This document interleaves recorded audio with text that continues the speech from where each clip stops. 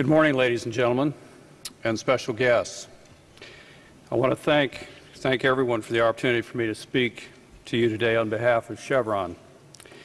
The theme of the conference, Kazakhstan, 20 years of sustainable growth, new horizons for investments and sustainable cooperation, is of particular significance to Chevron, as we have been an active partner in this country for 18 of the past 20 years.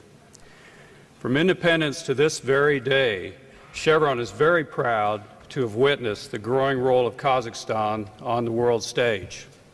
Indeed, these past 20 years have been exciting times for Kazakhstan, for our company, and for our industry. And it's been a tremendous and rewarding experience to contribute to this country's nation building and to lead one of the most significant and successful partnerships in the region. So let me offer my sincere congratulations to the Republic of Kazakhstan in honor of its 20th anniversary.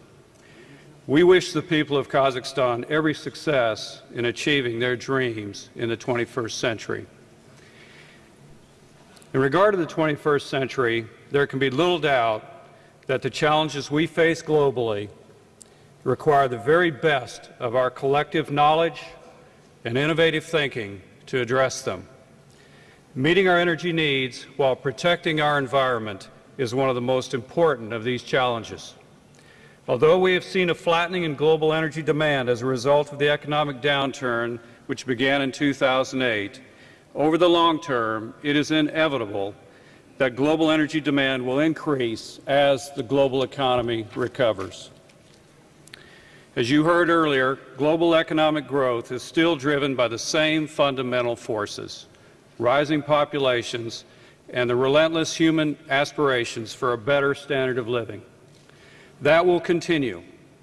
And in this context, one of the pillars for restoring global economic growth is energy.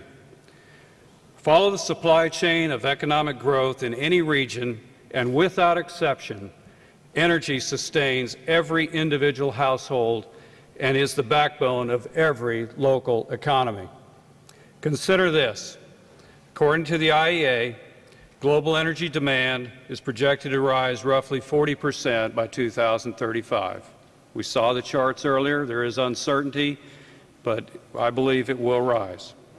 And while our company supports the development of alternative sources of energy, it's a fact that fossil fuels, oil, natural gas, and coal will still account for 65% of global energy supply in 2035 under the most aggressive clean energy policy scenarios.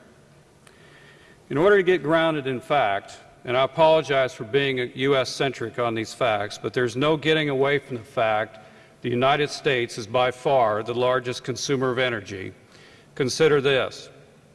If the United States can continue to install solar power at a sustained growth rate of 12% a year for the next 2 decades, by 2030, solar power will only contribute 0.1% of the energy needs for the United States.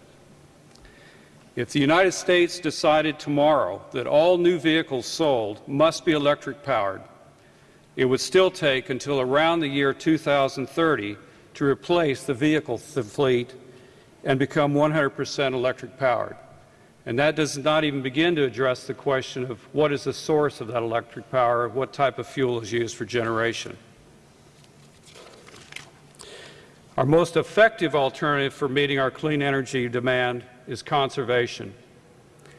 We cannot stress that enough. We must all find ways to use less energy if we're going to meet the climate change challenges. The reality is there are no silver bullets, no quick and easy answers to ensuring the world has the energy it needs to sustain growth and prosperity. The good news is there are solutions, but those solutions are not either-or solutions.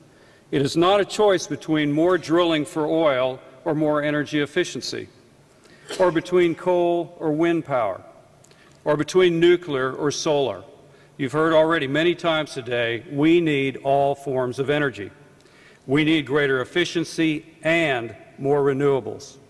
We need nuclear and clean coal. We need wind and oil and natural gas.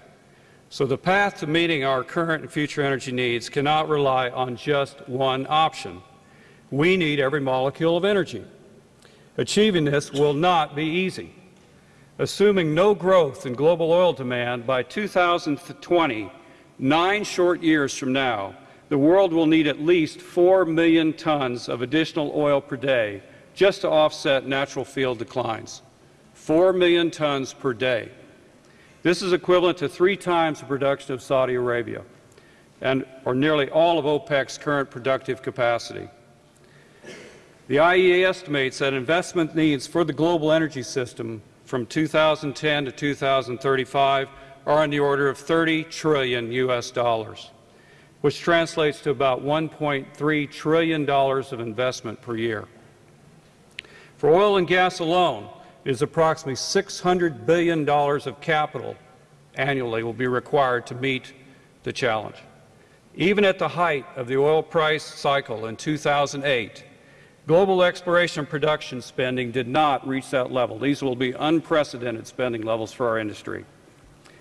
The scenario I have painted looks a bit overwhelming, and I must say the jury is out on whether the necessary elements exist to meet the challenge. But I would like to share our experience in Kazakhstan as an example of where the elements can come together to meet the challenge. In the early 1990s, as Chevron was on its never-ending quest of searching the globe for opportunities to grow energy supply, we met President Nazarbayev, a charismatic leader who had big dreams and a solid vision of the future he wanted to build for this young country. Grounded in the principles of rule of law and contract sanctity, he forged together a framework that encouraged entrepreneurship and invited companies to invest in Kazakhstan, bringing new ideas, technology, financial capital, and a desire to work together on some of the most technologically challenging oil fields in the world.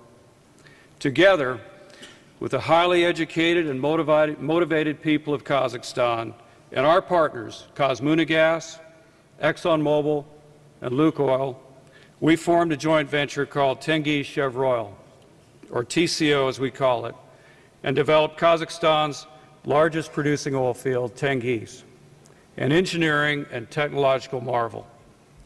The results and benefits to Kazakhstan are impressive. Production from the field went from 1 million tons in 1993 to 26 million tons in 2010, a 26-fold increase in just 18 years. Economic benefits to Kazakhstan have been immense, with the country receiving direct financial payments of more than $48 billion since 1993.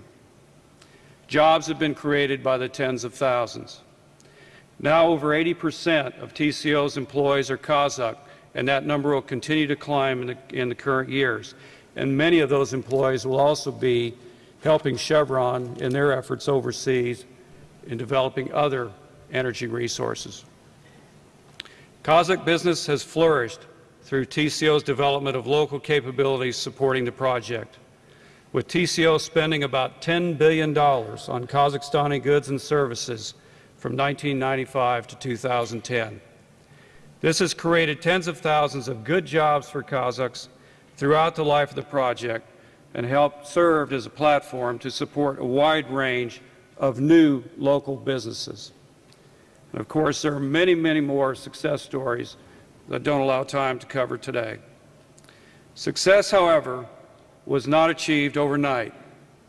None of this could have occurred without the vision of President Nazarbayev, who focused on creating a positive and attractive investment climate in Kazakhstan within a framework of contract sanctity and rule of law, essential ingredients to any sustainable business relationship. I cite the TCO example simply to illustrate what can be achieved by a strong, stable, and coordinated effort between thoughtful governments and the energy industry. It has all of the elements of what it will take to meet the global energy challenge. Huge investments, technological breakthroughs, a supportive, stable policy environment, the will to make it work, and above all, strong and enduring partnerships. So what do I want you to take away from this message today? 1, energy conservation is of vital importance. We all play a role. 2, alternatives play a critical role in our energy future. 3, fossil fuels will continue to be the dominant energy supply over the coming decades, and not all fossil fuels leave the same environmental footprint. The increasing natural gas supplies that we've all heard so much about can help reduce greenhouse gas emissions. 4, the oil and gas industry has an impressive track record in applying technology to solve difficult challenges and develop new supply, which brings me to my last message for you today. Pay attention to Kazakhstan. The country's role on the global energy stage is important today, but you've only got a taste of what's going to come. All of the elements for success are here. The future of Kazakhstan is very bright indeed. Thank you.